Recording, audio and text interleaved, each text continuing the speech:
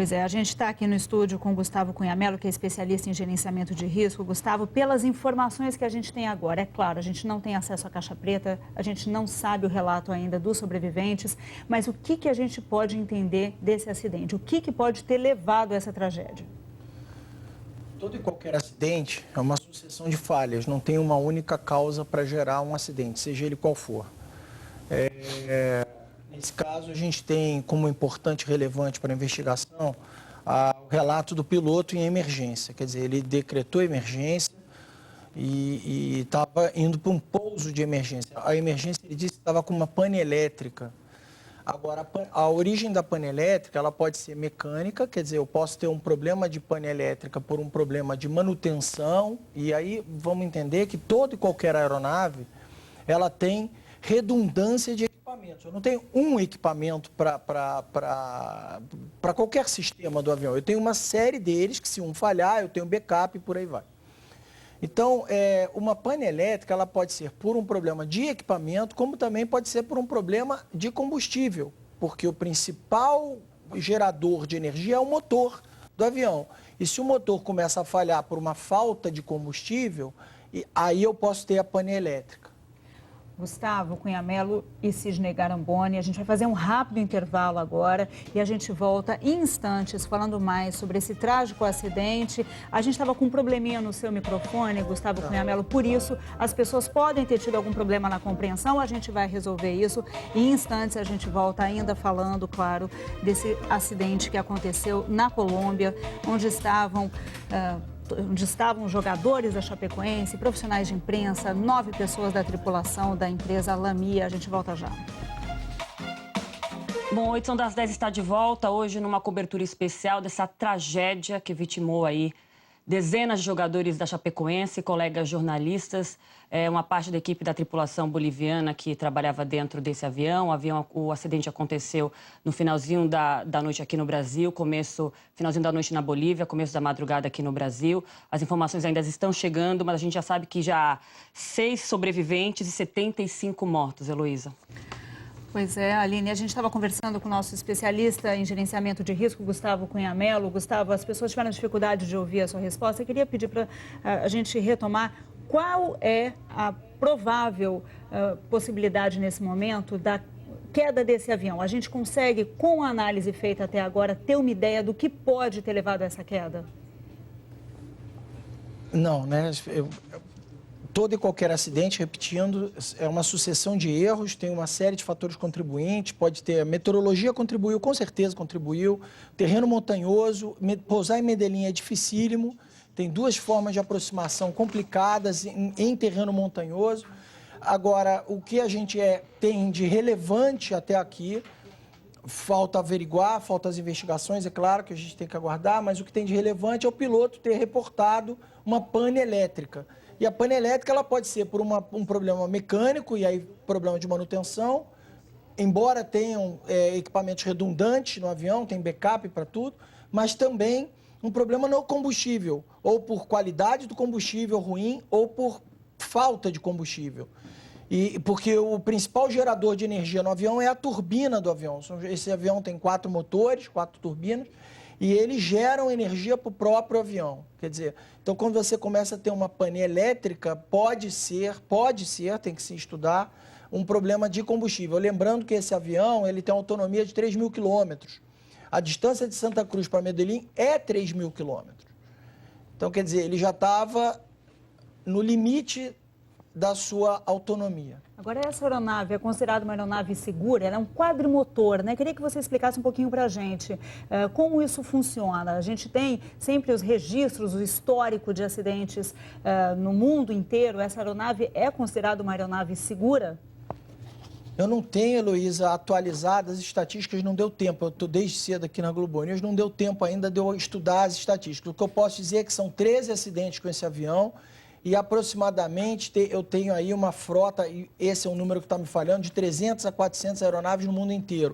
Foi parado de fabricar há alguns anos e foi parar de fabricar. Não é porque o avião é ruim, é porque ele é um avião que consome muito combustível e hoje na aviação moderna você tem necessidade de ter uma economia de combustível na aviação. Então ele perdia para o seu concorrente, por exemplo, a TR, que é mais comum de ser encontrado no Brasil, que consome muito menos combustível. Agora, o avião, ele tem uma taxa de acidente não é baixa, mas também não é alta, tá? Gustavo, você falou uma coisa que me deixou curioso. Aparentemente, né, a ciência da aviação trabalha o tempo todo, como você falou, redundância, backup e tal.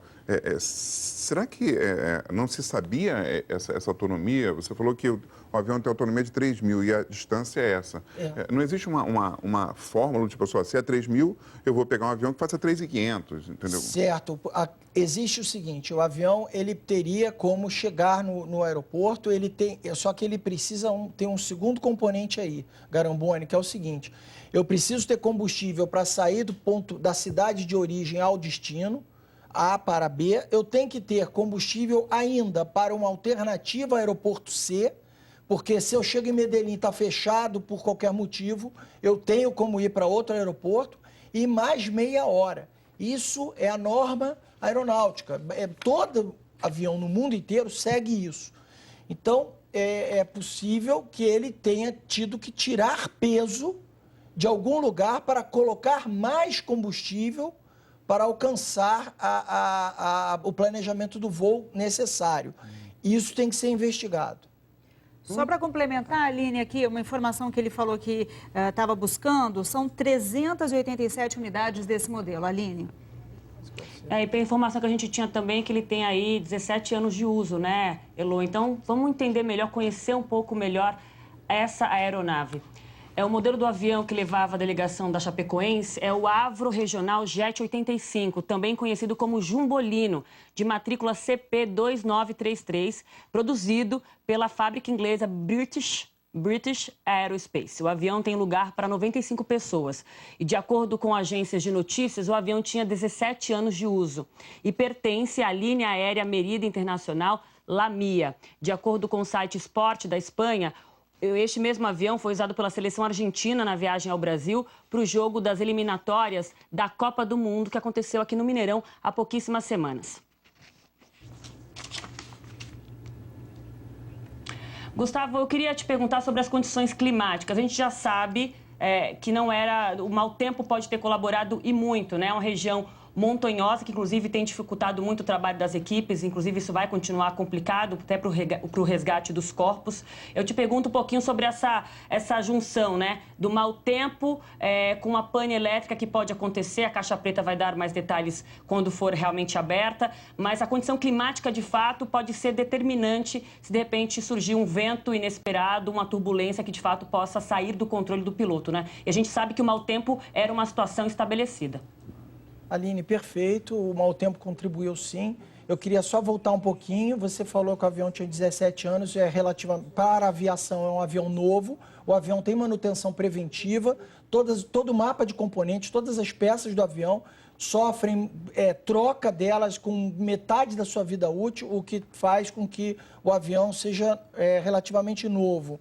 Para o telespectador entender direitinho. Agora, outra coisa que você falou que é muito importante, que o avião tinha capacidade de 90 e poucos passageiros e tinham 80 e poucos, quer dizer, aí já respondo até anteriormente ao Garamboni, que da onde eles foram tirando peso para conseguir colocar mais combustível e ter mais peso no avião para ele performar os 3.000 quilômetros.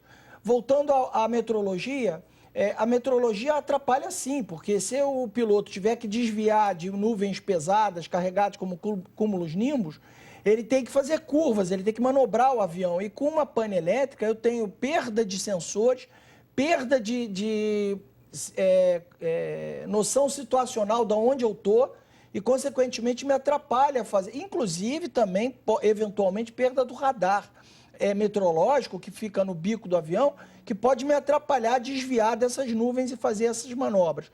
O avião estava a 30 km, outra observação, o avião estava a 30 quilômetros do aeroporto de Medellín. Portanto, ele estava indo para pouso, ele já devia estar baixo, com velocidade mais baixa, reduzida, indo para o pouso. Ele, inclusive, menciona na fonia, estava indo para um pouso de emergência. O piloto devia estar se encaminhando para o voo, o que explica sobreviventes também. O avião é um avião de asa alta, ele caiu numa região de floresta, portanto, as árvores e a asa alta contribuem para amortecer o impacto do avião no solo.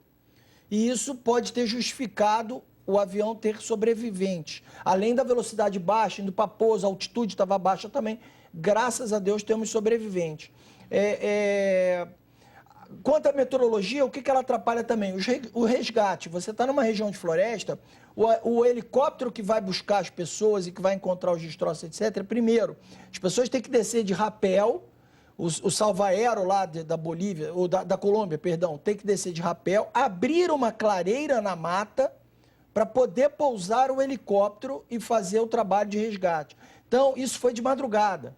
Aliás, lembrando que de madrugada temos que estudar também a fadiga de piloto. Isso é um estado da arte da aviação hoje em dia, estuda isso. Temos um projeto de lei no Congresso trabalhando a lei do aeronauta para trabalhar a fadiga de piloto. O piloto estava trabalhando à noite, vindo de um voo longo. Enfim, então tudo isso pode ter contribuído. E a meteorologia também, e a região montanhosa e de floresta, está atrasando aí o processo de resgate. Mas, graças a Deus, tudo está lá para ser investigado. Quer dizer, eu tenho as caixas pretas, tenho os destroços, tenho os equipamentos, tenho sobreviventes, eu tenho tudo para fazer, tenho rastreabilidade da manutenção e do combustível para poder fazer essa investigação completa e dar o juízo de valor correto do que aconteceu. A gente está vendo aí na imagem, Gustavo, o Flight Radar 25 é um site conhecido para quem gosta de aviação, que mostra exatamente a trajetória do voo, saindo de Santa Cruz de la Sierra e indo para Medellín. E daí, quando a gente acompanha um voo regular, um voo normal, a gente vê o avião sobrevoando a região e então o momento do pouso. O que fica agora ali na trajetória desse voo é justamente o avião fazendo uma volta ali no local do acidente. Isso daí, mostrar a trajetória da aeronave, ver se houve uma tentativa de desvio, tudo isso pode também contribuir nas investigações, Gustavo? Esses sites, ele tem um delay de GPS, eles não são perfeitamente exatos, tá? Eu acompanho vários deles, é muito bom. Outra coisa que a gente tem que observar também, o piloto, quando vai pousar em emergência, se ele tinha combustível, se o problema não era de perda de motor, ele poderia estar ali jogando combustível fora para fazer um pouso de barriga, porque em pane elétrica você não consegue descer o trem de pouso. Então, eu vou fazer uma pergunta de leiga. Pouso de barriga deve ser mais simples em áreas planas, né? Muito difícil fazer, mas não. Pouso de barriga, o aeroporto de Medellín, qualquer aeroporto está preparado. Você vai pousar na pista normal, só que com a barriga, só que encostando a barriga do avião. Você não tem o trem de pouso, os pneus, para fazer o amortecimento. Você vai ter um impacto da barriga, vai amassar o avião, pode gerar, aquilo obviamente vai gerar faísca e pode gerar um incêndio. Por isso que ele joga fora o combustível e também tenta pousar de barriga. Inclusive, o impacto teve sobreviventes também, porque não teve incêndio. Quer dizer, você teve o impacto do avião na floresta e não teve um incêndio subsequente, o que é comum em acidentes aéreos, o que denota pouco ou nenhum combustível no avião. A gente viu agora há pouco a nota da Agência Nacional de Aviação Civil falando sobre esse fretamento, né? Existia a possibilidade de um voo fretado e daí existe uma regra internacional que não permite que uma companhia de um terceiro país, era boliviano, né, faça um voo entre Brasil e Colômbia. Queria que você explicasse isso para a gente. Como é que funciona essa regra e qual é a questão de segurança mesmo de um voo como esse? Bom, primeiro que o Brasil tem vários acordos bilaterais com diversos países, como, por exemplo, França, que as aeronaves francesas podem trazer franceses para o Brasil, para o turismo, e os brasileiros podem, em voos de companhias aéreas locais, levá-los para Paris também, por exemplo. Então, a mesma coisa tem com a Bolívia, com a Colômbia e com uma série de países. Então, é natural que uma companhia aérea boliviana saia do Brasil para um voo para a Bolívia e não pode fazer ou voo de cabotagem aqui dentro do Brasil, como levar para outro país tampouco. Então, isso é um ponto normal, não tem nada de errado nesse ponto da ANAC. O segundo aspecto esta aeronave é uma aeronave para trajetos curtos. Então, o fato de fazê-la parar antes em Santa Cruz, lá na Bolívia, não atrapalhou em nada, ao contrário, ajudou, contribuiu para a segurança de voo, para que ele parasse e reabastecesse para um novo trajeto, até porque a autonomia desse avião, salvo engano, não permite um voo de São Paulo a Medellín. Eu acho que é maior, teria que pegar um mapa e ver, mas 3.000 quilômetros, eu acho que é mais. E aí o avião este avião especificamente não conseguiria fazer. Então, o voo até a Bolívia é normal, parada para abastecimento. Eu queria fazer uma pergunta para o Gustavo, Elo, sobre o tempo agora, né? O que a gente pode esperar? A gente vai acompanhar esse trabalho mais difícil aí de resgate, identificação dos corpos, transporte de toda essa equipe da Chapecoense, colegas jornalistas também que faleceram. E aí começa o trabalho de investigação, né? Todo mundo quer saber o que motivou a queda desse avião dessa forma. Gustavo, quanto tempo a gente deve esperar para ter uma resposta mais clara com relação à caixa preta, que é a grande, de onde virá talvez a grande resposta que a gente está procurando?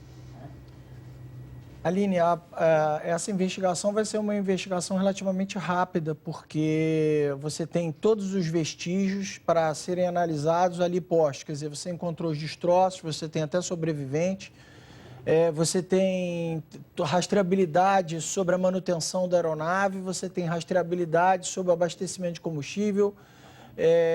As caixas pretas serão, obviamente, encontradas, então eu acho que dentro de 30 dias já tem um relatório preliminar com uma boa definição do que aconteceu, provavelmente a média mundial em 1 ano, você ter aí o relatório final. Talvez antes disso. A gente está vendo, né, as imagens dos destroços do avião. Ao longo da nossa cobertura tem uma foto que já está sendo divulgada. Vendo os destroços, tem alguma impressão sua sobre o que pode ter provocado esse acidente? Eu sei que é muito preliminar dizer isso, e principalmente num acidente dessas proporções. A gente está falando aí de uma aeronave que caiu com 81 pessoas a bordo, né? Tem 5 sobreviventes confirmados até agora. A gente lembra que os mortos ainda não foram citados nominalmente, mas o que a gente sabe é a lista de sobreviventes. Pelo que você viu ali, os que sobreviveram estavam em que parte da aeronave? A gente consegue, pelas fotos, entender isso daí? Eu só tive acesso a uma foto que mostrou uma parte da célula do avião, que é o corpo do avião, intacta. Quer dizer, o que era esperado, porque é um avião de asa alta, então ele caindo nas árvores, normalmente aviões que têm asa alta, a asa serve para amortecer o impacto do avião no solo. Ele já estava em velocidade menor, quer dizer, estava caminhando para o pouso, ele já estava mais baixo.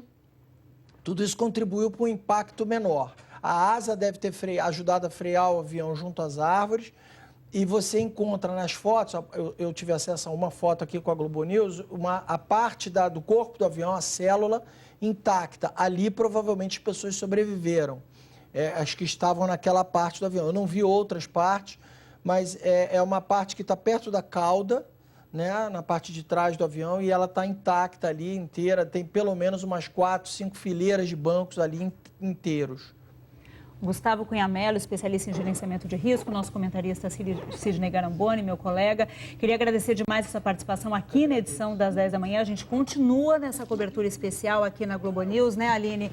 A gente volta daqui a pouquinho com outras informações. Por enquanto, eu agradeço a vocês.